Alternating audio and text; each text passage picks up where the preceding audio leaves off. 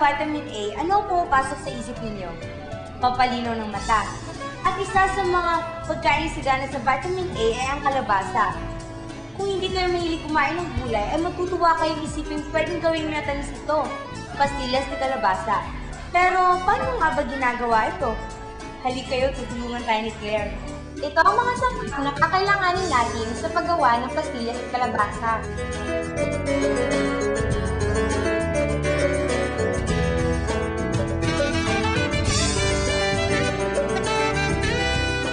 Bukod sa mga sangkap na ipinakita, kailangan nyo rin ng mga kagamitang ito.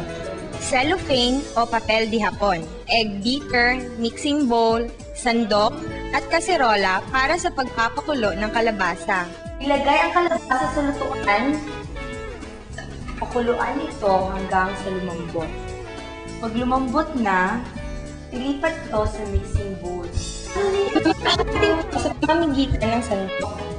Pagkatapos ay paghahaluin ang minasang kalabasa, ang evaporated milk at kalamansi.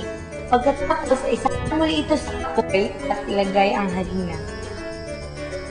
Haluin ito hanggang sa lumapot. Matapos naming palamigin ang mixture, handa na itong i-wrap.